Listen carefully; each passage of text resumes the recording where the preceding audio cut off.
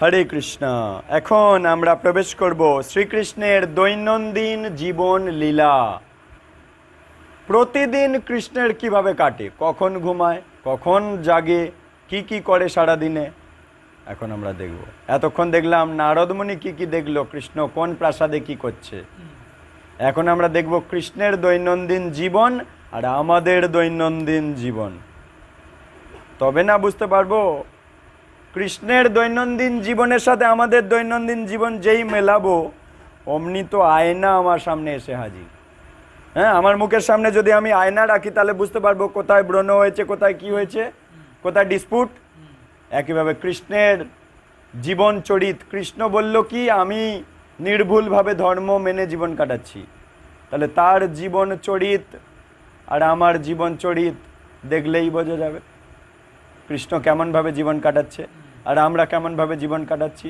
সামনে একটা আয়না এসে হাজির হয়ে যাবে, তাহলে আমার জীবনে চলাফেরা, কথাবার্তা, চিন্তা চিন্তন কোথায় ভুল হচ্ছে ঠিক হচ্ছে বোঝা যাবে। আসুন তার মধ্যে প্রবেশ করি। শ্রীকৃষ্ণের দৈনন্দিন জীবন লীলা, হ্যাঁ, এটা ৭৭তম অধ্যায়। নতস্য কার্যং করণং চ বিদ্যতে।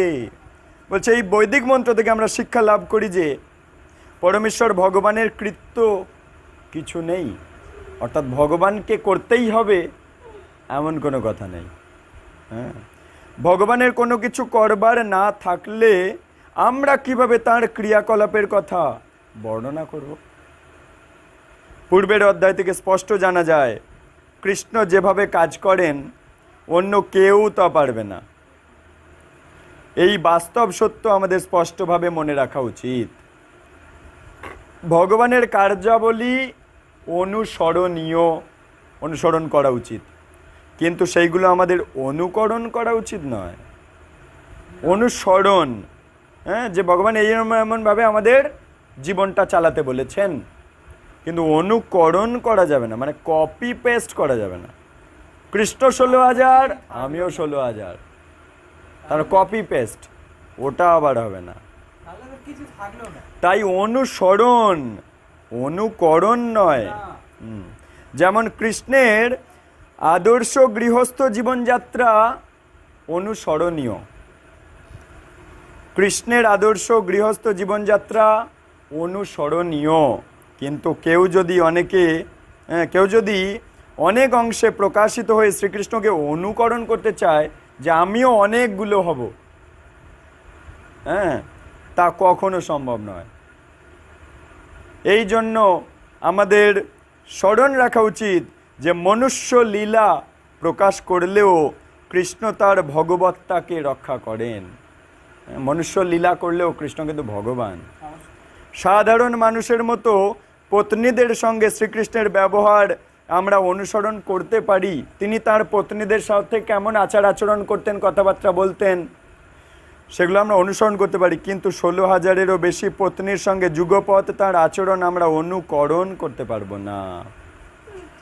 আদর্শ গৃহস্থ হওয়ার উদ্দেশ্যে কৃষ্ণের প্রদর্শিত দৈনন্দিন কার্যাবলী আমাদের অনুসরণীয়। কৃষ্ণ দৈনন্দিন কি করত সেটা অনুসরণ করতে হবে, কিন্তু জীবনের কোনো স্তরেই আমরা তাকে কপি করতে পারবো, অনুকরণ করতে পারি না। ভগবান তার ১৬,০০০ পত্নীর সঙ্গে শয্যা গ্রহণ করতেন, কিন্তু সূর্য উদয়ের ৩ ঘন্টা আগে প্রত্যুষে তিনি শয্যা ত্যাগ করতেন। কি বলল? ১৬,০০০ পত্নীর সঙ্গে একই সাথে ঘুমাতে যেতেন, কিন্তু সূর্য উদয়ের ৩ ঘন্টা আগে উঠে পড়তেন। তাহলে সংযম কাকে বলে কি বুঝলেন? হ্যাঁ, অসংযতভাবে ঘুমালে তাহলে কি এমন তাড়াতাড়ি ওঠা যাবে? একে বলে সংযত জীবন, একেই বলে যুক্ত কিন্তু বৈরাগ্য। আছে, হ্যাঁ, ঘি আগুন একসাথে আছে, কিন্তু কৃষ্ণ গলে গেছে। যুক্ত কিন্তু বৈরাগ্য, আর এটা কৃষ্ণ পারে, কৃষ্ণের কৃপায় কৃষ্ণ ভক্তরাও পারে। প্রকৃতির ব্যবস্থাপনায়, শোনো তারপর কি বলছে, প্রকৃতির ব্যবস্থাপনায় কুক্কুটের রব পবিত্র ব্রাহ্ম মুহূর্তকে আমাদের স্মরণ করিয়ে দেয়। কুক্কুট একটা পাখি, সে ব্রহ্ম মুহূর্তের ডাক দেয়। হ্যাঁ, আমাদের অ্যালার্ম ঘড়ির কোনো দরকার নেই, কুক্কুট পাখির ডাকে জেগে উঠবে। প্রাতকালে কুক্কুটের রব না, প্রাকৃতিক ঘড়ি কৃষ্ণ বানিয়েই রেখেছেন। হ্যাঁ, প্রাতকালে কুক্কুটের রব শোনা মাত্রই জানতে হবে, অর্থাৎ সকালবেলা কুক্কুট পাখির ডাক শুনলেই জানতে হবে শয্যা ত্যাগের সময় হাজির হয়ে গেছে। আর ওই সময় শয্যা ত্যাগ করলে শরীরে রোগ বাসা বাঁধতে পারে না। কৃষ্ণ সূর্য ওঠার 3 ঘন্টা আগে উঠে যায়। আর কৃষ্ণকে তুমি বেলা 7টা 8টা 9টা পর্যন্ত ঘুম পাড়িয়ে রেখেছো, ঘুমিয়ে থাক, তুই ঘুমিয়ে থাক, খুব ঠান্ডা পড়েছে, তুই ঘুমিয়ে থাক। কিন্তু কৃষ্ণ কি ঘুমিয়ে থাকতে চায়? ইয়েস, এইভাবে শব্দ শুনে শ্রীকৃষ্ণ শয্যা ত্যাগ করতেন। কিন্তু তার পত্নীরা এত সকালে শ্রীকৃষ্ণের শয্যা ত্যাগ করা পছন্দ করতো না। তাই মহিষীরা এতই কৃষ্ণানুরাগিনী ছিলেন যে প্রিয়তম পতিকে আলিঙ্গনাবদ্ধ করে পালঙ্কে শয়ন করে থাকতেন। কিন্তু কুক্কুটরা রব করা মাত্র অত্যন্ত দুঃখিত হয়ে রাজমহিষীরা কুক্কুটের নিন্দা করতেন। তোর ডাকতে কে বলেছে? তুই ডাকলি বলে বেটা উঠে চলে যাচ্ছে। তাহলে কে কার প্রতি আসক্ত? কৃষ্ণ কি মহিষীদের প্রতি আসক্ত নাকি? এত সোজা, বৈরাগ্য, বৈরাগ্য। কৃষ্ণ 6টা সম্পত্তির মালিক, ষড় ঐশ্বর্যে পরিপূর্ণ, তাকে বলে ভগবান। সেই 6টা ঐশ্বর্যের মধ্যে একটা হচ্ছে যশ, শ্রী, বীর্য, বৈরাগ্য, জ্ঞান। এই যে তার মানে এই যে বৈরাগ্যের কথা বললাম, এই পূর্ণ বৈরাগ্য, পূর্ণ বৈরাগ্য। ও তো জগতে সব চাইতে সুন্দরী অপ্সরারা তার পাশে, একই বিছানায়, একই শয্যায়, কিন্তু কৃষ্ণ ঠিক টাইমে উঠে যাচ্ছে। কি বুঝছেন? তাহলে নারী হৃদয় আকর্ষণ, আকৃষ্ট হয়ে পড়ে, কিন্তু পুরুষ হৃদয়ে ধর্মকে ধরে রাখে। এই জন্য তাদেরকে অনুসরণ করে চলে নারীরা। প্রতিটি প্রাসাদ প্রাঙ্গণে পারিজাত ফুল ফুটত। প্রত্যেকটা প্রাসাদে পারিজাত ফুল কোথায় ফোটে? স্বর্গের নন্দনকাননে পারিজাত পুষ্প ফোটে। হ্যাঁ, দেবরাজ ইন্দ্রের পত্নী শচী দেবী সেই স্বর্গে পারিজাত পুষ্প থেকে পুষ্প পেড়ে নেয়। সেই স্বর্গের জিনিস দ্বারকাতে, এই পৃথিবীতে আমাদের যে দ্বারকা লীলাতে শচী দেবী, হ্যাঁ, সেই পারিজাত পুষ্প ফুটত। সেই পারিজাত ফুলগুলো কৃত্রিম ছিল না। আমাদের স্মরণ আছে যে শ্রীকৃষ্ণ স্বর্গলোক থেকে পারিজাত বৃক্ষ এনে তার প্রতিটি প্রাসাদ অঙ্গনের বাগানে সেগুলো রোপণ করেছিলেন। কৃষ্ণের সম্পত্তি কেবল স্বর্গতেই রাখবে কেন? কৃষ্ণ যেখানে চাইবে রাখতে পারে। কৃষ্ণ হচ্ছে সৃষ্টির মালিক, কারো আপত্তি করার কোনো ক্ষমতা নেই। শচী দেবী যদি বলে না না পারিজাত পুষ্প আমার এখানেই কেবল থাকবে, আর কোথাও দিলে মর্যাদা কমে যাবে, ওসব কথা চলবে না। কৃষ্ণ চেয়েছে তার পত্নীদের বাগানে সাজিয়ে দেবে তো দেবে। উষাকালে পারিজাত সৌরভ, মানে ওই পারিজাত পুষ্পের এত সুন্দর সুগন্ধ বেরোতো, বহন করে মৃদুমন্দ বায়ু প্রবাহিত হতো। মৃদুমন্দ সুগন্ধযুক্ত বায়ু ছড়িয়ে পড়তো সকালবেলা। শয্যা ত্যাগ করেই শ্রীকৃষ্ণ এই পারিজাত সৌরভ উপভোগ করতেন। পারিজাত পুষ্পের সুগন্ধ উপভোগ করত কৃষ্ণ। ওই সৌরভে দেখবেন ভোরবেলা উঠলে এই সুগন্ধ আমরাও পাই। কেন? ভোরবেলা হচ্ছে পবিত্র, নির্মল। ভোরবেলা ছাদে উঠে চলে যাবেন, একদম ব্রহ্ম মুহূর্তে ছাদে উঠে যাবেন, গেলে দেখবেন কত নির্মল বায়ু, নির্মল আকাশ আপনি পাচ্ছেন, শান্ত মন পাচ্ছেন।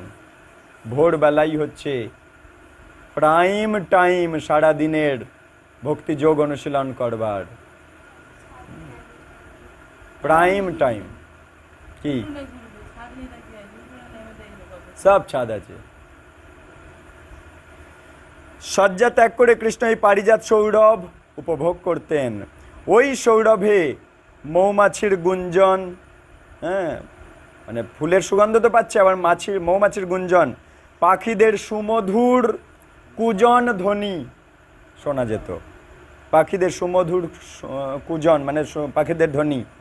তখন এই সম্মিলিত ধ্বনি পেশাদার গায়কদের কৃষ্ণ বন্দনার মতো শোনাতো। পেশাদার গায়কেরা যখন কৃষ্ণ বন্দনা করে যেমন লাগে একইভাবে তেমন শোনাতো। ব্রাহ্ম মুহূর্ত হচ্ছে সারাদিনের সবচাইতে শুভক্ষণ। কি বললো? শুভক্ষণ, শুভ মুহূর্ত। তা জানা সত্ত্বেও ব্রাহ্ম মুহূর্ত উপস্থিত হওয়া মাত্রই কৃষ্ণের প্রধান মহিষী শ্রীমতী রুক্মিণী দেবী অত্যন্ত বিরক্তি বোধ করতেন। ব্রহ্ম মুহূর্ত হচ্ছে সবচাইতে শুভ সময়, এটা জানার পরেও রুক্মিণী দেবী কিন্তু বিরক্তি বোধ করতো।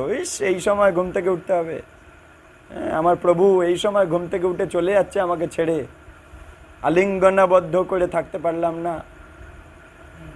কেননা শ্রীকৃষ্ণ তার কাছ থেকে শয্যা ত্যাগ করায় তিনি আদৌ খুশি হতেন না। শ্রীমতী রুক্মিণী দেবীর বিরক্তি সত্ত্বেও ঠিক ব্রাহ্ম মুহূর্ত উপস্থিত হওয়া মাত্রই কৃষ্ণ শয্যা ত্যাগ করতেন। কৃষ্ণ নিখুঁতভাবে ধর্ম অনুশীলন করছে। কৃষ্ণ জানে আমি ঠিক, আর ও যে অন্যায় আবদারটা করছে ওই আবদারে পাত্তা দিলে হবে না। তাই ওই অন্যায় আবদার করছে করছে বয়ে গেছে, আবদার করো ওখানেই পড়ে থাকো, আমার কাজ আমাকে করতে হবে, বেরিয়ে চলে গেল। পত্নীর দ্বারা শয্যায় আলিঙ্গনাবদ্ধ থাকলেও অতি প্রত্যুষে শ্রীকৃষ্ণের শয্যা ত্যাগ লীলা প্রতিটি আদর্শ গৃহস্থের শিক্ষণীয়। কি বলল? প্রত্যেকটা আদর্শ গৃহস্থের শিক্ষণীয়। হ্যাঁ, শয্যা ত্যাগ করেই শ্রীকৃষ্ণ মুখ হাত পা ধুয়ে আসনে উপবেশন করে আত্মচিন্তায় নিমগ্ন হতেন, নিজেই নিজের মধ্যে চিন্তায় ডুবতেন। এই জন্য আমরাও উপবেশন করে আত্মচিন্তায় নিয়োজিত হব তা নয়, আমাদের উচিত কৃষ্ণ চিন্তা করা। কৃষ্ণ নিজেকে চিন্তা করছে, কৃষ্ণ কৃষ্ণ চিন্তা করছে, আর আমাদেরও উচিত কৃষ্ণ চিন্তা করা। তাহলে কৃষ্ণ কি আর আমাদের কি? প্রত্যেকেরই উচিত কৃষ্ণ চিন্তা করা। তাই কৃষ্ণ নিজে কৃষ্ণ চিন্তা করে আমাদের শিক্ষা দিচ্ছে। সবার উচিত কৃষ্ণ চিন্তা করা, ভোরবেলা জপ করা, মঙ্গল আরতির আগে কর্তব্য। জপ মানে কি? কৃষ্ণ চিন্তা। আসলে আমাদের ধ্যান করা উচিত শ্রী শ্রী রাধা কৃষ্ণের, সেটাই হচ্ছে প্রকৃত ধ্যান। শ্রীকৃষ্ণ হচ্ছেন স্বয়ং ভগবান। তাই মঙ্গল আরতিতে উঠবেন এবারে? হ্যাঁ, শাস্ত্র বলছে যে ব্যক্তি প্রতিদিন ব্রহ্ম মুহূর্তে উঠে ভগবানের ধ্যান করে, ভগবানের সেবা পূজা, ভগবানের জপ যা খুশি করুক না কেন, ভগবানকে নিয়ে আছে ব্রহ্ম মুহূর্তে, তার আর পুনরায় জীবন নিতে হবে না। কি বুঝলেন? এই একটা জন্মই শেষ জন্ম। কারণ সারা দিনের মধ্যে সবচাইতে বেস্ট টাইমটাকে সে রাধাকৃষ্ণ চিন্তনে ব্যস্ত করেছে। কারণ জানে সূর্য ওঠা মাত্রই সূর্যদেব সবার পিঠে ছড়ি মারবে, গাধার মতো আমরা খাটতে বাধ্য হব। তাই সূর্যদেব যতক্ষণ ছড়ি মারতে পারছে না তার আগেই রাধাকৃষ্ণের ধ্যান করে নিতে হবে। কি বুঝলেন? হ্যাঁ, সেটা হচ্ছে প্রকৃত ধ্যান। শ্রীকৃষ্ণ হচ্ছেন স্বয়ং ভগবান। এই জন্য তিনি আমাদের শিক্ষা দিচ্ছিলেন ব্রাহ্ম মুহূর্তে আমাদের উচিত শ্রী শ্রী রাধা কৃষ্ণের ধ্যান করা। এই কাজের ফলে শ্রীকৃষ্ণ অতীব তুষ্ট হন। শ্রীকৃষ্ণ অতীব তুষ্ট হন। কাল থেকে আর ঘুমাবে? যে ওই সময় ওই ভগবানকে ধ্যান করে অতীব খুশি হন কৃষ্ণ। এবং তেমনি আমরাও দিব্য আনন্দ লাভ করব। কৃষ্ণ তো খুশি হবে, অস্মিন তুষ্টে জগৎ তুষ্টে, আমরাও আনন্দ লাভ করব। যদি ব্রাহ্ম মুহূর্তটি শ্রী শ্রী রাধা কৃষ্ণের চিন্তায় আমরা অতিবাহিত করি, আমরাও আনন্দ পাব। আর নতুবা জীবনটা নিরানন্দময় হয়ে থাকবে। সমগ্র মানব সমাজকে আদর্শ গৃহস্থ জীবন শিক্ষা দানের উদ্দেশ্যে কৃষ্ণ রুক্মিণী দেবীর ব্রাহ্মমূর্তি শয্যা ত্যাগ করেই কৃষ্ণ ভাবনায় নিয়োজিত হতেন। কৃষ্ণ নিজেই কৃষ্ণ ভাবনা নিয়োজিত হচ্ছেন। হ্যাঁ, পত্নী রূপী আকর্ষণের বস্তুকে ছেড়ে দিয়ে কৃষ্ণ নিজে কৃষ্ণ চিন্তায় মগ্ন হচ্ছে।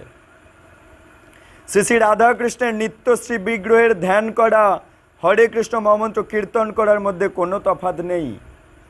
হরে কৃষ্ণ মহামন্ত্র জপ করা আর রাধাকৃষ্ণের সেবা পূজা করা কোনো তফাৎ নয়।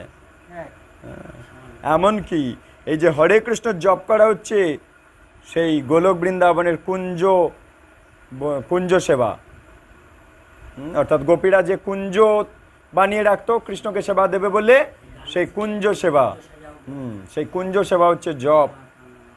তাই জপটা কোনো মামার বাড়ির আবদার না, জপটা কোনো ছেলে খেলার বিষয় নয়, জপটাকে গুরুত্ব দিয়ে করতে হবে। এটা সেই গোলক বৃন্দাবনে গোপীদের কুঞ্জ সেবা হচ্ছে জপ, হরে কৃষ্ণ জপ। তাই কুঞ্জ সেবা সবার দ্বারা হয় কি? এই জন্য জপ করতে গিয়ে মন চঞ্চল হয়ে অন্যদিকে পালিয়ে যায়। কারণ কুঞ্জ সেবা গোপীরা করে, তাদের মন এত কৃষ্ণ ভাবনাময়, সেই কুঞ্জ সেবার সুযোগ দিয়েছে কৃষ্ণ। তাহলে কৃষ্ণ কত দয়াময়। তাই এটা জানতে হবে, এগুলো জানতে হবে, এগুলো আলোচনা না করলে জানা যাবে না। নইলে ব্রহ্ম মুহূর্তে উঠতে ইচ্ছা হবে না, মঙ্গলারতি উঠতে ইচ্ছা হবে না। হ্যাঁ, লোকের তেল মেরে মঙ্গলারতি আসে না কেন? কারণ ভেতরে বিজ্ঞান জানে না। এই জন্য শ্রীকৃষ্ণই ভগবান, অন্তর্যামী পরমাত্মা হচ্ছেন শ্রীকৃষ্ণের অংশ প্রকাশ, আর সর্বব্যাপী ব্রহ্ম জ্যোতি হচ্ছে কৃষ্ণের দেহ নির্গত জ্যোতি। তাহলে আমি ভোরবেলা উঠেছি কি উঠিনি, কৃষ্ণ দেখতে পাচ্ছে তো, হৃদয়ই তো বসে আছে, সেই অনুযায়ী তিনি খুশি হচ্ছেন। এই জন্য শ্রীকৃষ্ণ হচ্ছেন সর্বদা এক এবং অদ্বিতীয়। কৃষ্ণের কাছে সবই এক এবং অভিন্ন। কোনো সাধারণ জীব আর কৃষ্ণে এইখানেই তফাৎ। কোনো সাধারণ মানুষের কাছে সর্বত্রই বহু বিভেদ আছে। কোনো সাধারণ জীব তার শরীর থেকে ভিন্ন এবং অন্যান্য জীবের প্রজাতি থেকেও ভিন্ন। অর্থাৎ সাধারণ জীব অন্য জীবের থেকে আলাদা। যেমন ওর শরীরে কোথায় যন্ত্রণা হচ্ছে, ব্যথা হচ্ছে, আমি বুঝতে পারছি না, কিন্তু কৃষ্ণ বুঝতে পারছে। মানুষে পশুতে ভেদ আছে, তারা এক নয়। এমনকি তাহলে দেখো, আমি একটা মুরগির গলা কাটছি, তার কষ্ট আমি বুঝতে পারছি না। আচ্ছা, আমার কষ্ট হলে আমার হৃদয়ে কৃষ্ণ আছে, কৃষ্ণ কষ্ট পাচ্ছে, বুঝতে পারছে। মুরগিটার গলা আমি কাটছি, আমার হৃদয়ে কৃষ্ণ বসে আছে, দেখে নিল, ও বেটা তুই কাটছিস, তুই ওকে কষ্ট দিচ্ছিস। আবার মুরগিটার হৃদয়েও কৃষ্ণ আছে, তাহলে আমি আলটিমেটলি ওই মুরগির নাম করে কৃষ্ণেরই তো কষ্ট দিলাম, তা সেই শাস্তি পাবো না? এত সোজা সেই শাস্তি পাবো না? মামার বাড়ির আবদার। ওই মুরগিটার হৃদয়েও তো কৃষ্ণ বসে আছে, প্রত্যেকটা জীবের হৃদয়ে কৃষ্ণ বসে আছে, তাহলে কৃষ্ণও কষ্ট পাচ্ছে। হ্যাঁ, ঠিক তেমনি পরের জন্মে আজ যে মুরগিগুলো জবাই হচ্ছে, ওই মুরগিগুলো একদিন জবাই কর্তা ছিল। কি বুঝলেন?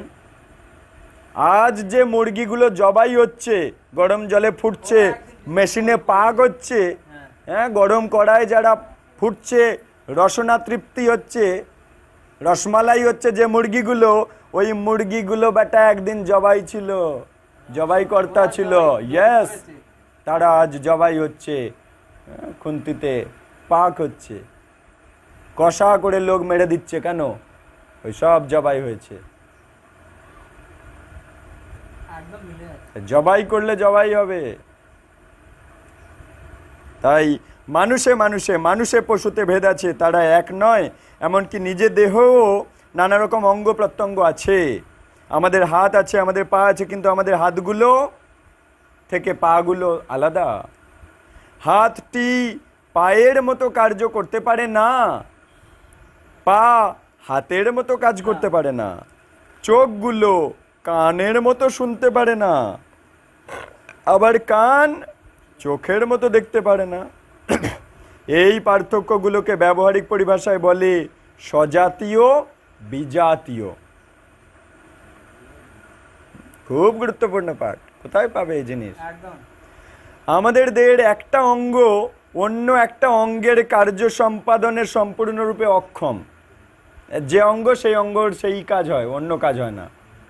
ভগবানের দিব্য অঙ্গে আদৌ এই প্রকার সীমাবদ্ধতা নেই। ভগবান চোখ দিয়ে খেতে পারে, হ্যাঁ, চোখ দিয়ে বংশবৃদ্ধি করতে পারে। তাহলে ভগবানের বংশবৃদ্ধি আর আমাদের বংশবৃদ্ধি এক হলো না। ভগবানের পুত্র এক আর আমাদের পুত্র এক।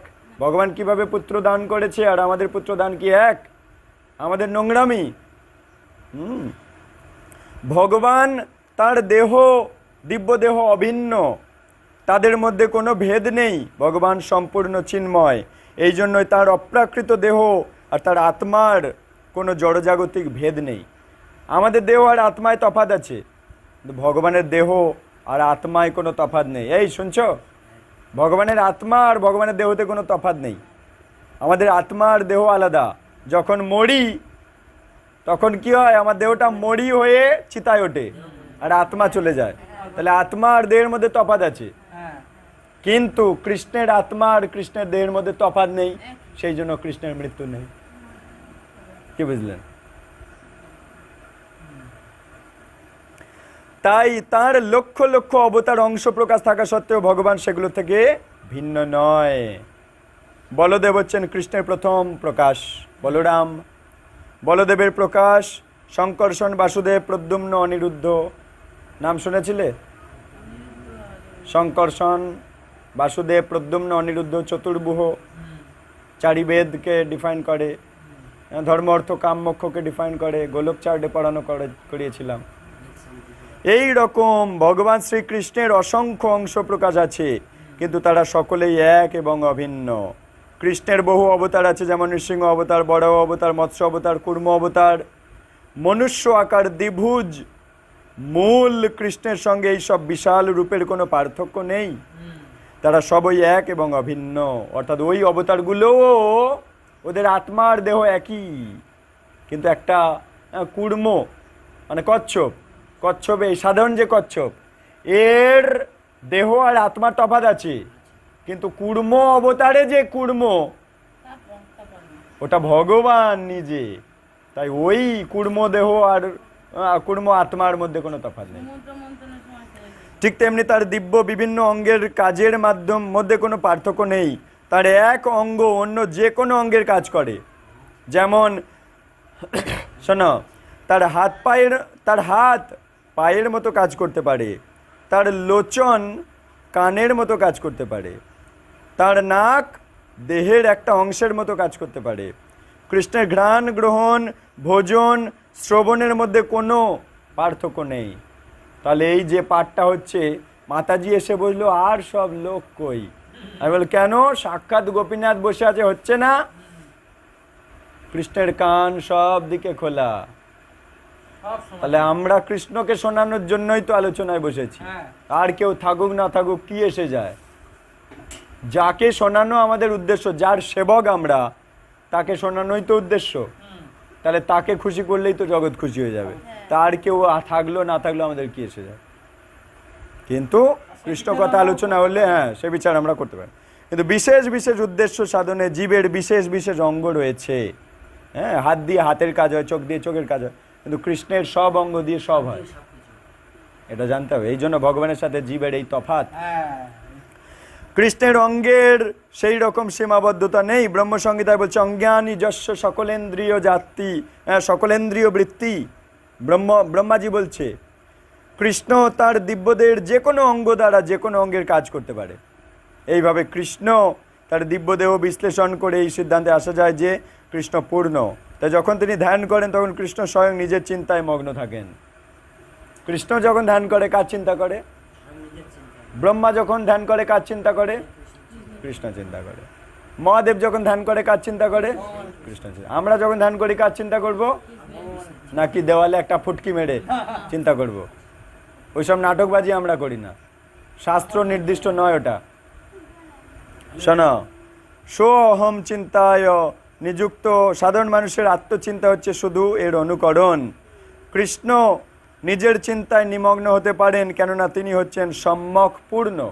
কৃষ্ণের আরেক নাম আত্মারাম, তাই নিজেই নিজের চিন্তায় মগ্ন হতে পারেন। কিন্তু আমরা তাকে অনুকরণ করে নিজেদের ধ্যান করতে পারি না, আমরা কৃষ্ণ চিন্তা করব। আমাদের এই জড়দেহ হচ্ছে উপাধি। আজ আমরা মানুষ উপাধি পেয়েছি, মানুষের মধ্যে আবার ও স্ত্রী উপাধি, এ পুরুষ উপাধি, উপাধি একটা মেডেল পেয়েছে আর কি, হ্যাঁ, উপাধি। শ্রীকৃষ্ণের দেহ কোনো উপাধি নয়, কৃষ্ণের দিব্য দেহ এবং স্বয়ং কৃষ্ণ এক, অভিন্ন। কৃষ্ণের কাছে বিজাতীয় কোনো অস্তিত্ব নেই। হ্যাঁ, কৃষ্ণের মধ্যে যা কিছু রয়েছে তা সবই কৃষ্ণ। তাই কৃষ্ণ হচ্ছেন পরম ব্রহ্ম, কৃষ্ণ অবিনাশী পূর্ণ তত্ত্ব, পরম সত্য। কৃষ্ণের অস্তিত্ব কারো অস্তিত্বের অপেক্ষা রাখে না। কৃষ্ণের অস্তিত্বের জন্য কারো অস্তিত্বের দরকার নেই। হ্যাঁ, যেমন এর অস্তিত্বের জন্য এর বাবা মা দায়ী, কিন্তু কৃষ্ণের অস্তিত্বের জন্য কারো অস্তিত্বের দরকার নেই। বুঝতে পারলাম? কৃষ্ণ ছাড়া আর সব কিছুই আপেক্ষিক সত্য। কৃষ্ণ হচ্ছেন অদ্বয় তত্ত্ব। নিজেকে ছাড়া কৃষ্ণ তার অস্তিত্বের জন্য কারোর উপর নির্ভরশীল নয়। কৃষ্ণ তার অস্তিত্বের জন্য নিজেই নিজের উপর নির্ভরশীল, অন্য কারোর উপর নির্ভরশীল নয়। হ্যাঁ, কিন্তু এর অস্তিত্বের জন্য এর বাবা মার উপর নির্ভরশীল। বাবা মা যদি কৃপা না করতো এর অস্তিত্ব থাকতো না। কিন্তু আমাদের অস্তিত্ব আপেক্ষিক। হ্যাঁ, একজন নকলকেও কিছুদিনের জন্য একটা সুযোগ করে দিয়েছে, আবার কিছুদিন পর সেও চলে যাবে তার কাজে, এও চলে যাবে এর কাজে। তাই এটা আপেক্ষিক না, এটা আপেক্ষিক। কিছুদিনের জন্য সত্য তাকে বলে আপেক্ষিক, চিরন্তন সত্য নয়। আর যেটা চিরন্তনের জন্য সত্য তাকে বলে চিরন্তন সত্য। আর এটা আপেক্ষিক সত্য, আপেক্ষিক পিতা, আপেক্ষিক মাতা। যেমন সূর্যের আলো, চাঁদের আলো, বৈদ্যুতিক আলো থাকলেই আমরা দেখতে পারি, তাহলে আমাদের দেখা আপেক্ষিক, কারণ আমাদের দেখা কারো উপর নির্ভর করে আছে। যেমন ওর অস্তিত্ব কারো উপর নির্ভর করে আছে। হ্যাঁ, ইয়েস। তাই আমাদের এই দেখা আপেক্ষিক। আর সূর্য, চন্দ্র, বিদ্যুতের আলোও আপেক্ষিক। তাদের আলোকিত বলা হয় কেননা আমরা তাদের সেই রকমই দেখি। পরনির্ভরতা বা আপেক্ষিকতা শ্রীকৃষ্ণের মধ্যে নেই। কৃষ্ণ কিন্তু কারোর উপর নির্ভর করে বাস করে না। কৃষ্ণ নিজেই নিজের উপর নির্ভরশীল, নিজেই নিজের পায়ে দাঁড়িয়ে আছে। কৃষ্ণের কার্যাবলী কারো প্রশংসা বা সাহায্যের উপর নির্ভর করে না। কেউ প্রশংসা করলে তবে কৃষ্ণের যশ আসবে এমনটা নয়। কৃষ্ণ স্থান কালের অতীত, কেননা কৃষ্ণ হচ্ছেন মায়ার অতীত বস্তু। কৃষ্ণ হয় সূর্য সম, মায়া হয় অধিকার। যথা কৃষ্ণ তথা নাহি মায়ার অধিকার। সরি, একটু ভুল হলো। কৃষ্ণ হয় সূর্য সম, মায়া হয় অন্ধকার। যথা কৃষ্ণ তথা নাহি মায়ার অধিকার। না, সেটা কৃষ্ণ হয় সূর্যের মতো আলো, মায়া হয় অন্ধকার। যেখানে কৃষ্ণ সেখানে মায়ার অধিকার নেই। তাই আমরা কৃষ্ণের আশ্রয়ে থাকলে মায়া আমাদের ছোবলাতে পারবে না। এইভাবেই সংযত জীবন কাটাতে পারে ভক্তরা। কেন? কারণ যথা কৃষ্ণ তথা নাহি মায়ার অধিকার। অসংযত জীবন মানে কি মায়ার অধিকার। মায়া অধিকার করছে, ছবল মারছে, তাই সেইভাবে আচরণ করছে, জীবন কাটাচ্ছে। কিন্তু যথা কৃষ্ণ তথা নাহি মায়ার অধিকার। তাই কৃষ্ণকে জীবন নিয়ে জীবন কাটালে মায়া ছোবলাতে পারবে না। ধীরে ধীরে মায়া উত্তীর্ণ হওয়া যায়। এইগুলো গোপন রহস্য এবং ধ্রুব সত্য। হ্যাঁ, কার কার ঘুম পেয়েছে? আচ্ছা, বৈদিক শাস্ত্র থেকে আমরা জানতে পারি যে লীলা পুরুষোত্তম ভগবানের বিবিধ শক্তি আছে। এইসব শক্তির উৎস হচ্ছে কৃষ্ণ। কৃষ্ণের যত শক্তি সব কিছুর তৈরি হয়েছে কৃষ্ণের দেহ থেকে। তাই কৃষ্ণ আর তার শক্তির মধ্যে কোনো তফাৎ নেই। কিন্তু কোনো দার্শনিকেরা বলে এই জগতে আসার সময় কৃষ্ণ জড় শরীর নিয়ে এসেছে। অনেক দার্শনিকেরা বলে, তথাকথিত ভণ্ড পণ্ডিতেরা বলে যে কৃষ্ণ যখন এখানে এলো তোমার আমার মতো জড় শরীর নিয়ে এলো, আবার দেখো জড় শরীর ছেড়ে চলে গেল। তাই কৃষ্ণ কৃষ্ণ, আমিও কৃষ্ণ। তাই কৃষ্ণ করলে লীলা আর আমরা করলে বিলা। এই এটাই তো প্রমাণ করছে যে কৃষ্ণ জন্মে মরে গেছে, তাহলে আমরাও জন্মে মরে যাব, দুজনের গায়ে। এই জগতে আগমনের সময় শ্রীকৃষ্ণ জড়জাগতিক দেহ গ্রহণ করেন, স্বীকার করে নিলেও এই জড়া প্রকৃতি শ্রীকৃষ্ণ থেকে অভিন্ন হওয়ায় কৃষ্ণের এই দেহ জড় কর্ম করে না বলেই সিদ্ধান্ত করা উচিত। কৃষ্ণের দেহ জড় নয়, কৃষ্ণের কর্ম জড় নয়। না, এই জন্য গীতায় বলা হয়েছে কৃষ্ণ তার আত্মমায়ার মাধ্যমে এই জগতে আসেন। নিজের যোগমায়া শক্তির বলে কৃষ্ণ এই জগতে আসে। শ্রীকৃষ্ণকে পরম ব্রহ্ম বলা হয় কেননা তিনি হচ্ছেন সৃষ্টি স্থিতি প্রলয়ের কারণ, তাই পরম ব্রহ্ম বলা। লোকপতি ব্রহ্মা, ভগবান বিষ্ণু, মহাদেব এরা হচ্ছেন ভগবানের গুণ অবতার, কৃষ্ণের গুণ অবতার। মায়াবদ্ধ জীবকুল প্রকৃতির এই সব গুণ দ্বারা প্রভাবিত হয়, কিন্তু ভগবান কৃষ্ণের উপর এই গুণগুলোর কোনো প্রতিক্রিয়া নেই। শত রজতম এগুলো আমাদের উপর ছোবলাতে পারে, কৃষ্ণের উপর ছোবলাতে পারবে না। না, কেননা এই গুণগুলো ও ভগবান কৃষ্ণ যুগপদ এক অভিন্ন। কৃষ্ণ স্বয়ং হচ্ছেন সচ্চিদানন্দ বিগ্রহ, অর্থাৎ কৃষ্ণের বিগ্রহ হচ্ছে আনন্দ। সৎ, চিত আর আনন্দ। সৎ মানে নিত্য, হ্যাঁ, চিত মানে জ্ঞানময়, আর আনন্দ মানে আনন্দময়। অর্থাৎ ভগবানের দেহটা নিত্য দেহ, আমাদের দেহটা অনিত্য দেহ। হ্যাঁ, ভগবানের দেহটা চিত মানে জ্ঞানময়, আমাদের দেহটা অজ্ঞানময়। শরীর অবিদ্যাজাল, জড়েন্দ্রিয়তা হে কাল। বুঝতে পারছেন? হ্যাঁ, কৃষ্ণের দেহটা আনন্দময়, আর আমার এই শরীরটা আমায় শুধু কষ্ট দিচ্ছে। হ্যাঁ, একেন বেতা ওকেন বেতা, তা নিরানন্দময়। হুম, তাহলে কৃষ্ণের শরীর সৎ চিৎ আনন্দময়, আমার শরীর অসৎ মানে অনিত্য, অচিত মানে অজ্ঞান, আর নিরানন্দময়। আমার এই শরীর কি কোনো জ্ঞান জানে নাকি? আমার এই শরীর কিন্তু আসলে কোনো জ্ঞান জানে না, কিন্তু কৃষ্ণের শরীর সৎ, আবার চিত, আবার আনন্দময়। বোঝা গেল? হুম। কত মানে ইয়ে করে বোঝানো আছে, সব এই নাম না তুলে নাম ভুললে কৃষ্ণের মহিমা অচিন্ত, তাই কৃষ্ণকে পরম ব্রহ্ম বলে। ব্রহ্ম, পরমাত্মা, ভগবানের উপর কৃষ্ণের ধ্যান, কৃষ্ণ ছাড়া অন্য কোনো বিষয়ের উপর ধ্যান নয়। তা আমাদের সবার ধ্যান করা উচিত কৃষ্ণ। তাই এই ধ্যান, এই অহং গ্রহোপাসনা সাধারণের অনুকরণীয় নয়। এই ধ্যান শেষ হলে বা এই অহং গ্রহোপাসনা শেষ হলে কৃষ্ণ প্রতিদিন, এবারে কৃষ্ণের লীলাতে আসো, দৈনন্দিন লীলা। কৃষ্ণ এতক্ষণ ধ্যান করছিল, প্রতিদিন। তার ধ্যানের মহিমা ভেঙে বলছিল। এবার শোনো, এবার লীলাতে আসি। সাধারণ ধ্যান করতে। এবার বলছে ধ্যান শেষ হলো, আমাদের জপ শেষ হলো। হওয়ার পর কৃষ্ণ প্রতিদিন প্রত্যুষে শুদ্ধ আর পবিত্র জলে স্নান করে। তাহলে আমাদেরও শুদ্ধ পবিত্র জলে স্নান করতে হবে। তারপর নির্মল বস্ত্র পরিধান করে। সকালবেলা আর বাসি বস্ত্র পরা যায় না। সকালবেলা নির্মল সময়, নির্মল চেতনা, নির্মল দেহ, নির্মল বস্ত্র। মলযুক্ত বস্ত্র পরে ভগবানের সামনে যাওয়া যাবে না, ঘেমো বস্ত্র পরে যাওয়া যাবে না। ঘাম। হ্যাঁ, প্রসাদ পাওয়া বস্ত্র পরে ওই ভোরবেলা ভগবানের সামনে যাওয়া যাবে না। কিন্তু আমরা এগুলো রাও রাও করে আছি। আরে জগতের কথা কি বলবেন? জগতের কথা বলবো? অন এয়ারে আছে, বলবো কিছু? একটু পজ করে দিয়ে বলবো নাকি? ইউটিউবের লোকেরা বলবে এটা আমাদের শুনতে দিলবে না বলে পজ করলো। জগতের ব্যক্তিরা তো হ্যাঁ স্বামী স্ত্রী মিলন করে সেই পোশাক পরেই পরের দিন সকালবেলা বাজার করতে চলে যায়। সেই পোশাক পরে পায়খানা বাথরুমে ঢোকে, পায়ে জল দেয় না, সেই পোশাক পরে চলে যায় বাজার হাটে, যায় না? জগতের নগ্ন সত্য আর বলবো? চেপে দাও।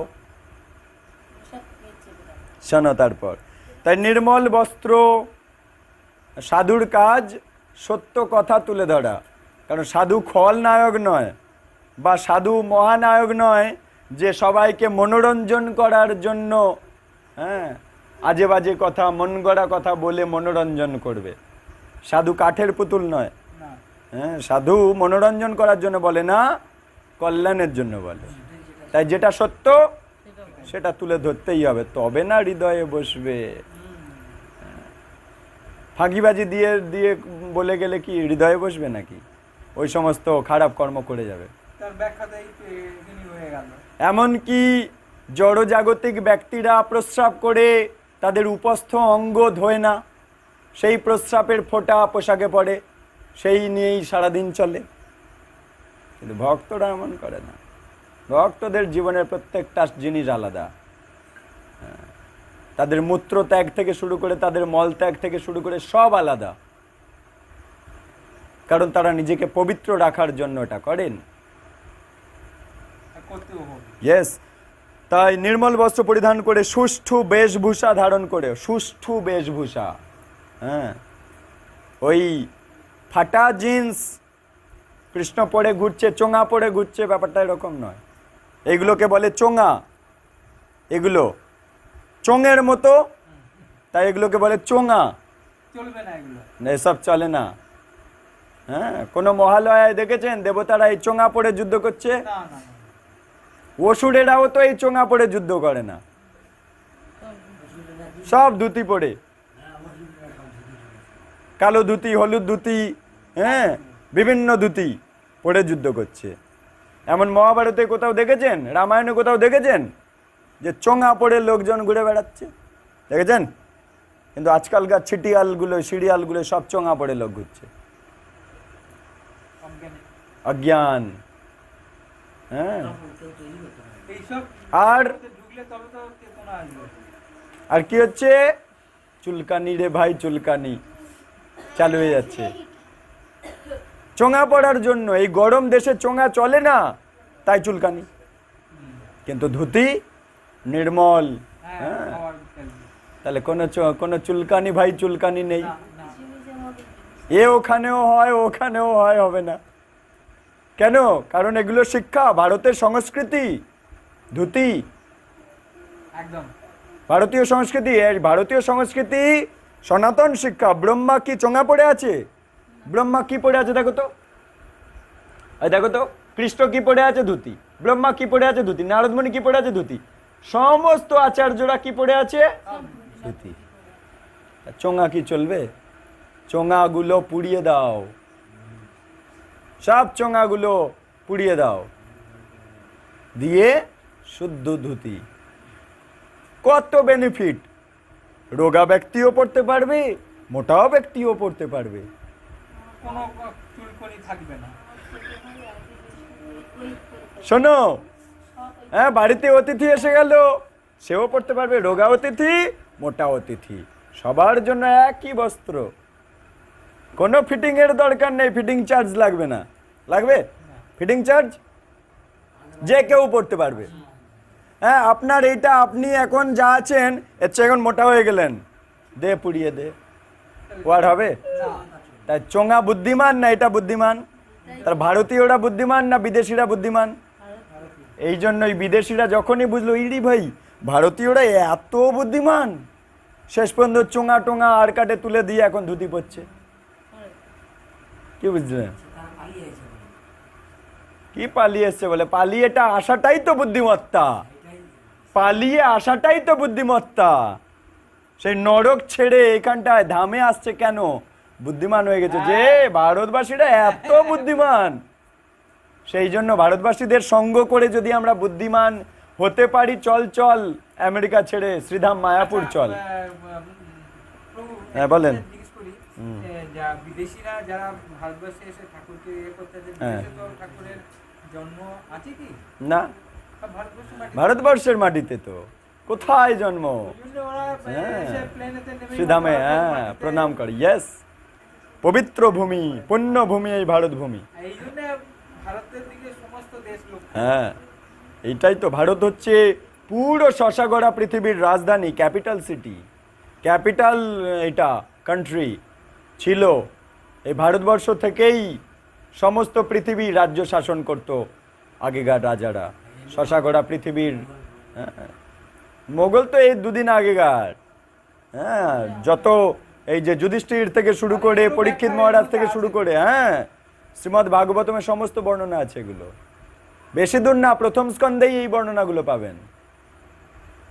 ভগবান কি করেছে, কখন এগুলো করেছে, কখন খেলা লীলা করেছে, কি করেছে, এ তো জলের মানে এই জন্যই তো 70টা বছর, 80টা বছর, 90টা বছর সময় দিচ্ছে কি জন্যে? মুখ দেখতে।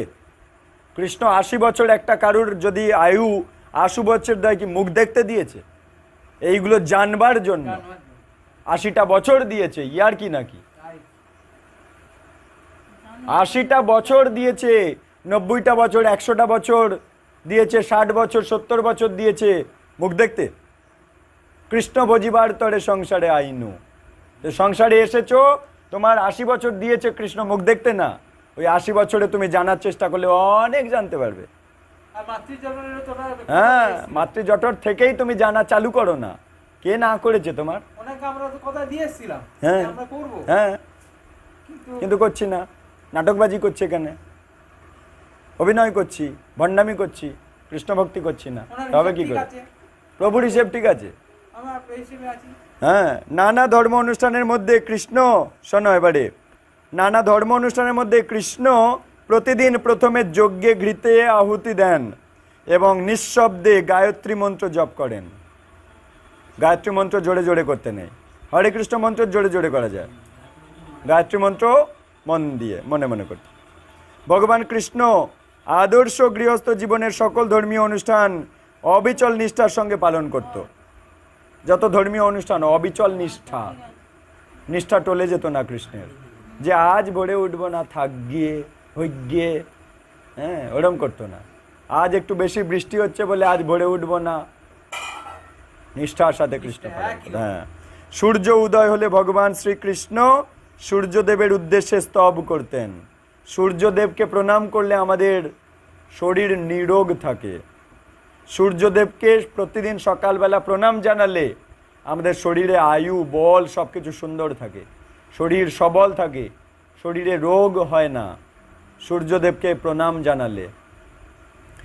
বৈদিক শাস্ত্রে উল্লেখ আছে সূর্য এবং অন্যান্য দেবতারা ভগবান শ্রীকৃষ্ণের বিভিন্ন অঙ্গ প্রত্যঙ্গ।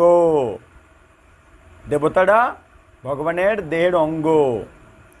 গৃহস্থদের কর্তব্য হচ্ছে বিভিন্ন দেবতা, মুনি, ঋষি, পিতৃপুরুষদের উদ্দেশ্যে শ্রদ্ধা জ্ঞাপন করা, দেবতাদেরকে শ্রদ্ধা জানানো, মুনি, ঋষি, বৈষ্ণবদের, গুরুদেবদের শ্রদ্ধা জানানো, পিতৃপুরুষদের উদ্দেশ্যে, পূর্বপুরুষদের উদ্দেশ্যে শ্রদ্ধা জানানো কর্তব্য। প্রতিদিন দিন শুরু হওয়ার আগে এগুলো আমাদের করতে হয়। গীতার শিক্ষা অনুযায়ী জড়জগতে ভগবানের অনুষ্ঠেয় কর্তব্য কর্ম বলে কিছু নেই। গীতাতে ভগবান কৃষ্ণ অর্জুনকে বলছে আমার করণীয় কিছু নেই, তবু তিনি জড়জগতে আদর্শ মানুষ জীবনের লীলা অভিনয় করছেন, আদর্শ মানুষের লীলা। বৈদিক শাস্ত্রে কর্মকাণ্ড অনুযায়ী দেবতাদের প্রতি শ্রদ্ধা জানানো উচিত। আপনি কৃষ্ণ ভক্ত বলে দেবতাদেরকে অপমান করে কৃষ্ণের প্রেম লাভ করতে পারবেন? কস্মিন কালেও পারবেন না। দেবতাদেরকে শ্রদ্ধা সম্মান জানিয়ে কৃষ্ণের প্রতি প্রেম রেখে কৃষ্ণ প্রেম পেতে হবে। হ্যাঁ, যেমন নিজের স্ত্রীর প্রতি থাকে প্রেম, কিন্তু অপরের স্ত্রীদের প্রতি থাকে কি? শ্রদ্ধা, সম্মান। একইভাবে দেবতাদের প্রতি থাকবে শ্রদ্ধা, সম্মান, কিন্তু প্রেম থাকবে কৃষ্ণের প্রতি। এইখানটায় গন্ডগোল হলে মুশকিল। অপর স্ত্রীকে যদি প্রেম দেখাতে চাও, পেটাই খাবে। আবার নিজের স্ত্রীকে প্রেম না করে শ্রদ্ধা করছো, তাও পেটাই খাবে। এইভাবে আমাদের ব্যালেন্স শিখতে হবে। যে বিধির মাধ্যমে দেবতা ও পিতৃপুরুষেরা উপাসিত হন তাকে তর্পণ বলে। তর্পণ সম্বন্ধে শেখো এবারে। হ্যাঁ, অস্থির হয়ে গেলে হবে না। কি হচ্ছে রে ভাই, হয়েই যাচ্ছে, থামছে না, কোমর পিঠ সব যন্ত্রণায় ছেড়ে গেল। তা শোনো, বলছে যে বিধির মাধ্যমে দেবতা আর পিতৃপুরুষেরা উপাসিত হন তাকে বলে তর্পণ, অর্থাৎ তুষ্টি বিধান, তাই তর্পণ। তুষ্টি বিধানের জন্য যে অর্পণ তাকে বলে তর্পণ। কারোর পিতৃপুরুষেরা অন্য লোকে হয়তো জন্মগ্রহণ করতে পারেন, কিন্তু এই তর্পণ অনুষ্ঠানের মাধ্যমে তারা যেখানেই থাকুক না কেন অত্যন্ত তুষ্ট হন।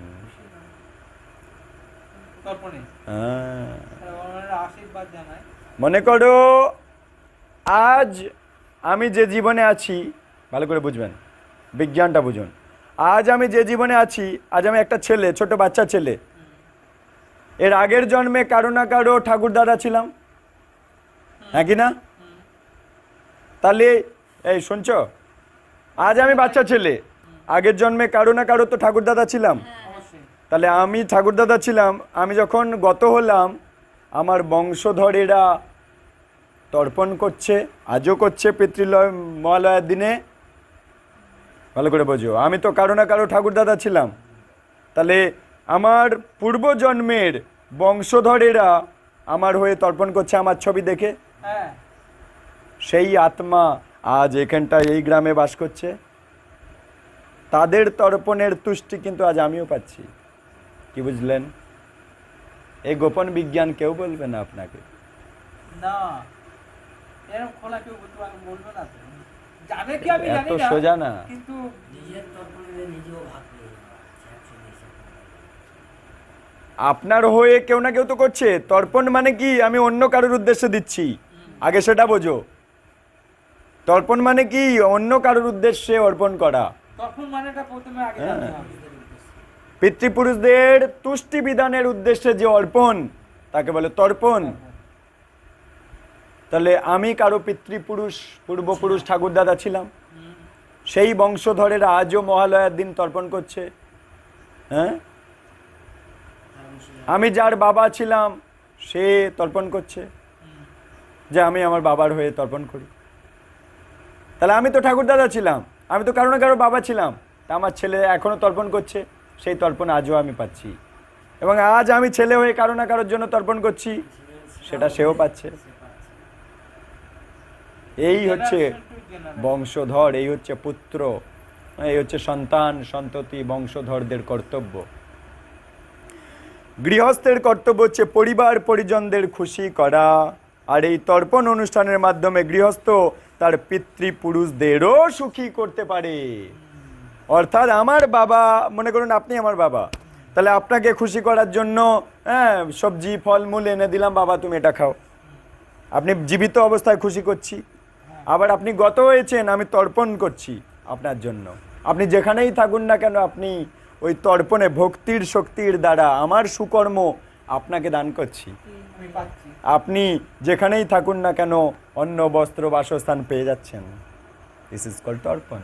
হ্যাঁ, শাস্ত্র কারো অমঙ্গলের কথা বলে না, না এখানে কোনো মঙ্গলজনক অপরাধ কথা কোনো বলে। কিছু নেই। ইয়েস, তার মানে মানে সবাইকে এই তর্পণ করাটা ইয়েস। বাঞ্ছনীয়। হ্যাঁ, গৃহস্থের কর্তব্য পরিবার পরিজনদের খুশি করা, আর এই তর্পণ অনুষ্ঠানের মাধ্যমে গত হয়ে যাওয়া পরিবার পরিজনদেরও খুশি করা যায়। সে যেখানেই জন্ম নিক না কেন, শান্তিতে সুখে অন্ন বস্ত্র বাসস্থান পেয়ে বাস করতে পারবে। তাহলে প্রভুজি এই যে তর্পণ করাচ্ছে, এগুলো ওনাদের কাছে যাচ্ছে, ওনারা খবর পাচ্ছে। হ্যাঁ, সেইভাবে সে প্রকৃতির সম্পদ পেতে থাকছে। তো কেউ না কেউ তার হয়ে তর্পণ করছে, তো তাই সে যেখানেই থাকুক না কেন অন্ন পাচ্ছে। বংশ। হ্যাঁ, যেখানেই থাকুক না কেন সে অন্ন বস্ত্র কিছু না কিছু পেয়ে যাচ্ছে।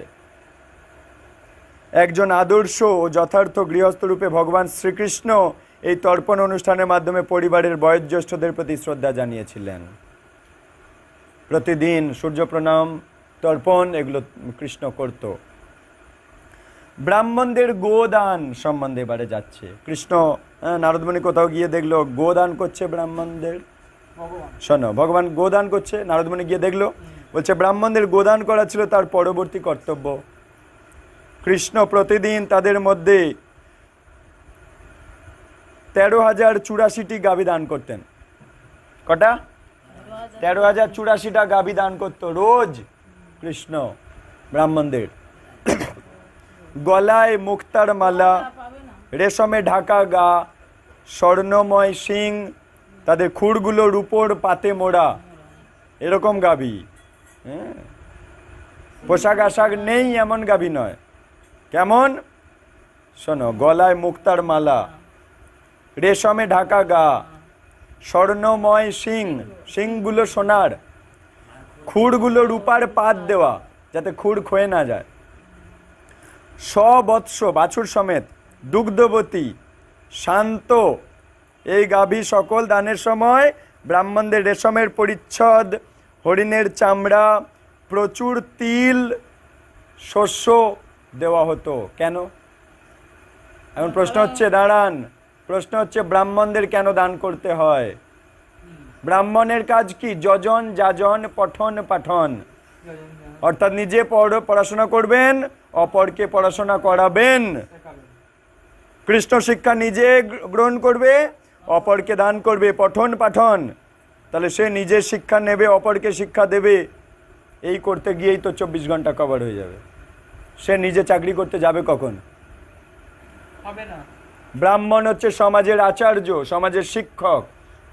সে সমাজকে শিক্ষা দান করে। দান করবে। শিক্ষা দান করতে গিয়েই তার টাইম কভার হয়ে যায়।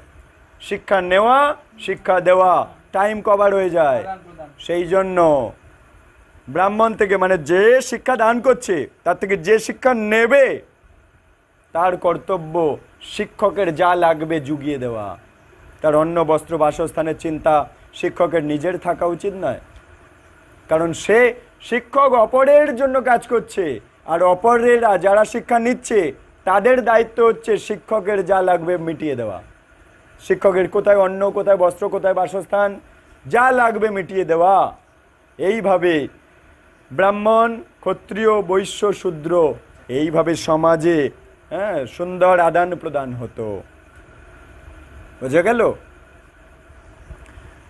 ভগবান, সেই জন্য ভগবান কৃষ্ণ ব্রাহ্মণদের জীবন চলার জন্য যা দরকার দান করে দিচ্ছেন, যাতে ব্রাহ্মণদের খেতে পড়তে মাখতে চিন্তা করতে না হয়। সামান্য খেতে পড়তে মাখতে যদি ব্রাহ্মণরা চিন্তা করবে, তাহলে উন্নত চিন্তা পড়াশোনা করবে কখন?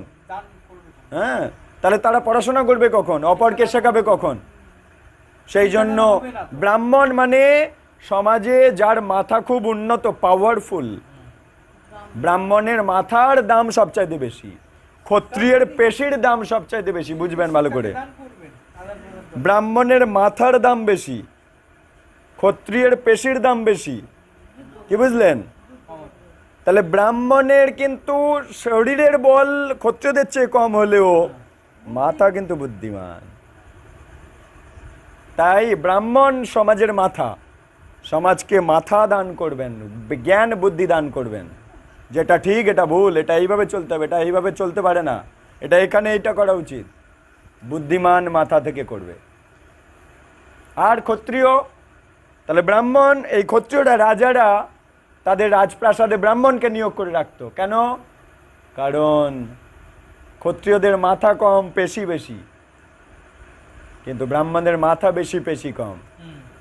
তাই ব্রাহ্মণ মাথা বুদ্ধি দান করবে, ক্ষত্রিয় বুদ্ধি নেবে, আর পেশি দুটোই বলিয়ান হয়ে যাবে। এই জন্য রাজপ্রাসাদে ব্রাহ্মণ রাখা হতো। আর রাজপ্রাসাদে নিয়োগীকৃত ব্রাহ্মণদের যা দরকার রাজারা সব দিয়ে দিত, যেন কোনোদিন ব্রাহ্মণের অভাব না হয়। কিন্তু কলিযুগের মানুষ এসব জানে না, কলিযুগের মানুষ এসব জানে না। কিন্তু এই বৈদিক শিক্ষার দ্বারা মানুষ এই শিক্ষায় আলোয় আলোকিত হয়। আচ্ছা, নিখুঁত করা আছে। একদম। আরও শ্রীমদ্ ভাগবত পড়ালে, শ্রীমদ্ ভাগবত যদি সামনে খুলে পড়ায় না, আরও পরিষ্কার হয়ে যাবে। তা শোনো, শ্রীকৃষ্ণ সব চাই আগে। হ্যাঁ, তাই ভগবান কৃষ্ণকে সাধারণত গো ব্রাহ্মণ হিতায়চ বলা হতো। হ্যাঁ, আর কৃষ্ণ গোমাতাকে রক্ষা করতে চান, ব্রাহ্মণদেরকে রক্ষা করতে চান। কেন? তার বিজ্ঞানটা শোনো। গোমাতাকে রক্ষা করতে পারলে গরুর দুগ্ধরূপী অমৃত সবাই পাবে। হ্যাঁ। গোমাতার অমৃত যে পান করে তার বুদ্ধি শক্তিশালী হয়। গোমাতার অমৃত স্মৃতিশক্তি, মেধা বাড়ায়। গোমাতার অমৃত যে পায়নি তার বুদ্ধি দুর্বল। যে প্রতিনিয়ত গোমাতার অমৃত পায় তার বুদ্ধি প্রখর বুদ্ধি হবে। তার নার্ভগুলো সব জটিলতা কেটে গিয়ে একদম স্মার্ট নার্ভ থাকবে, পরিষ্কার। পরিষ্কার চকচকে নার্ভ। সেই নার্ভ দিয়ে সে কাজ করতে পারবে। গোমাতার দুগ্ধ আমাদের নার্ভকে সুন্দর করে, মস্তিষ্ককে সুন্দর করে, মেধা বাড়ায়, স্মৃতিশক্তি বাড়ায়। তাহলে গোমাতাকে রক্ষা করতে পারলে সমাজে অমৃত বাঁচবে, অমৃত পেয়ে সবার শাস্ত্র বোঝার ক্ষমতা বাড়বে, হ্যাঁ আর শাস্ত্র বোঝার ক্ষমতা বাড়লো, আর শাস্ত্র যে দিচ্ছে তাকে যদি রক্ষা করতে পারি, এই শোনো হরি বল এদিকে, যে শাস্ত্র দিচ্ছে তাকে রক্ষা করো, ব্রাহ্মণকে রক্ষা করো। আর যারা শাস্ত্র নেবে তাদের নেবার ক্ষমতা গোমাতার দুগ্ধ থেকে আসবে। হ্যাঁ শাস্ত্র যে দিচ্ছে সে দিতে পারলো, শাস্ত্র যে নিচ্ছে সে ধরতে পারলো, তাহলে দেওয়া নেওয়া সম্পূর্ণ হলো। শাস্ত্র কথা পেয়ে সেই জড়জগৎ থেকে বেরোনোর চেষ্টা করলো। কি বুঝলেন? এই জন্য গো ব্রাহ্মণ হিতায় চ, এগুলো শ্রীমদ্ ভাগবত না পড়লে জানতে পারবেন না। কি অমৃত লাগছে, একদম লিঙ্কড টু ইচ আদার, একে অপরের সাথে লিঙ্ক। সব টান মারছে তো, হ্যাঁ, সব একে অপরের সাথে লিঙ্ক। হ্যাঁ তাই শোনো, শ্রীকৃষ্ণ সবচেয়ে আগে গাভী এবং ব্রাহ্মণদের কল্যাণ সাধন করা কর্তব্য বলে মনে করেন। ভগবান যদি মনে করে গোমাতাকে রক্ষা করতে হবে, ব্রাহ্মণদেরকে রক্ষা করতে হবে, তাহলে এটাই ধর্ম। হ্যাঁ এই জন্য গো মাতাকে সেবা করলে কৃষ্ণ খুশি হয়। হ্যাঁ, ব্রাহ্মণ বৈষ্ণব যারা শিক্ষা দান করে তাদেরকে সেবা করলে কৃষ্ণ খুশি হয়। তুমি কৃষ্ণ সেবা করলে কৃষ্ণ খুশি হবে না। তুমি যদি গো আর ব্রাহ্মণ এদেরকে, যে সৎ ব্রাহ্মণ যে শিক্ষা দানের কাজ করে, যজন যাজন পঠন পাঠন, তাকে যদি দান করো কৃষ্ণ খুশি হবে। এই জন্যই তিনি বিপুল অলংকার আদিতে ভূষিত গাভী ব্রাহ্মণদের দান করতেন। আচ্ছা, ব্রাহ্মণদের কেন গাভী দান করতেন? এখন প্রশ্ন ওঠে, হ্যাঁ কেন ব্রাহ্মণদেরকে গাভী দান করছেন? সমাজে কি আর অন্য বস্তু নেই? বিরাট বিজ্ঞান এখানে আছে। ব্রাহ্মণদের কি বললাম, মাথা স্মার্ট, মস্তিষ্ক স্মার্ট, ক্ষত্রিয়দের পেশি স্মার্ট। তাহলে ব্রাহ্মণদের মস্তিষ্ক স্মার্ট করতে গেলে গোমাতার দুগ্ধ দরকার। সেই জন্য ব্রাহ্মণদেরকে গাভী দান করছেন কৃষ্ণ। কারণ যারা শিক্ষা দান করবে তারা যদি বুদ্ধিমান না হয় তাহলে শিক্ষা দেবে কি করে? আমার ব্রাহ্মণদের এই দুগ্ধ খেতে হবে অবশ্যই। কিন্তু সেই ব্রাহ্মণ আজকাল কি করছে? গো দুগ্ধ বিক্রি করে দিয়ে ব্রাহ্মণ পৈতা পড়ে মদ দোকানে যাচ্ছে। হরি বল, হরি বল। হ্যাঁ, সেই ব্রাহ্মণ গো মাতার অমৃত পান না করে গো মাতাকে কেটে দিয়ে ফুটিয়ে খেয়ে নিচ্ছে। তাহলে আর ব্রাহ্মণ রইলো? তাই যে আচরণ করছে সে প্রকৃত ব্রাহ্মণ, যে আচরণ করছে সে ব্রাহ্মণ নয়, যে আচরণ করছে না সে ব্রাহ্মণ নয়। আচরণে আসতে হবে। ব্রাহ্মণদেরও নিরামিষ আহার কন্টিনিউ। হ্যাঁ, শুধু নিরামিষ না, নিরামিষ তো গরু ছাগলে খায়, হরিণ নিরামিষ খায়, কি এমন আহামরি ব্যাপার? এখানে যা বলছে সেটা কিন্তু প্রসাদ ভোজন করতে হবে, প্রসাদ। প্রসাদ তো দূরের কথা, নিরামিষই খায়, হ্যাঁ। প্রসাদ তো অনেক দূরের কথা। জল নিয়ে রাখি জল ওই জন্যই তো গরু ছাগলেও নিরামিষ খায়। তা ব্রাহ্মণও কি গরু ছাগল নাকি? ব্রাহ্মণকে প্রসাদ সেবন করতে হবে, প্রসাদ বিনা অন্য কিছু পাতে পারবে না, তবে তার ব্রাহ্মণত্ব বাড়বে। তারপর জীবকুলের কল্যাণ কামনা করে তিনি দুধ, মধু, ঘি, স্বর্ণ, রত্ন, আগুন স্পর্শ করতেন। হ্যাঁ, সমাজের কল্যাণের জন্য কৃষ্ণ এগুলোতে স্পর্শ করতেন। সুদর্শন দিব্য, কি বলছে শোনো, সুদর্শন ও দিব্য দেহ বিশিষ্ট হলেও ভগবান শ্রীকৃষ্ণ পীত বসন পরতেন, হলুদ পোশাক পরত, দেখতে অত্যন্ত সুন্দর, কিন্তু তিনি পীত বসন পরতেন এবং গলায় কৌস্তভ মণিযুক্ত হার পরতেন, অঙ্গে চন্দন লেপন করতেন, ফুলের মালা পরে শ্রীকৃষ্ণ নানা অলংকার প্রসাধন আদি ব্যবহার করতেন। এইভাবে বেশভূষা করে অলঙ্কৃত হয়ে কৃষ্ণ শ্বেত মর্মর পাথরের সবৎসা গাভী মূর্তি দর্শন করতেন। কি বললো? শ্বেত মর্মর পাথরের সবৎসা গাভী মূর্তি। বুঝছেন? কি বুঝছেন? শ্বেত মর্মর মানে কি? পরিষ্কার করে দিন। মর্মর মানে কি? মর্মর মানে পাথর, শ্বেত মর্মর মানে শ্বেত পাথরের গাভী এবং বৎস মূর্তি দর্শন করতেন কৃষ্ণ। এই জন্য অবশ্যই গৃহে গোমাতা, বৎস সমেত গোমাতা, এই বিগ্রহ নিয়ে আসবেন, গৃহে রাখবেন, ঠাকুর ঘরে সকালবেলা দর্শন করবেন মঙ্গল আরতির সময়। কৃষ্ণ এটা করতো না, ওরকম ছোট মূর্তি পাওয়া যায়। এবং ভগবানের মন্দির এবং শিব আদি দেবতাদের মন্দিরও দর্শন করতেন কৃষ্ণ। কৃষ্ণ মন্দির দর্শন, নারায়ণ মন্দির দর্শন করতেন এবং শিব আদি দেবতাদের মন্দিরও দর্শন করতেন। সকালে জল যোগের আগেই বহু ব্রাহ্মণ প্রতিদিন পরমেশ্বর ভগবানকে দর্শন করতে আসতেন। জল খাওয়ার আগে কৃষ্ণকে দেখে যেত অনেক ব্রাহ্মণ। তারা সকলেই ভগবত দর্শনে উৎসুক ছিলেন এবং ভগবান শ্রীকৃষ্ণ তাদের স্বাগত জানিয়ে অভ্যর্থনা করতেন, সম্মান জানাতে। সম্মান জানাতেন।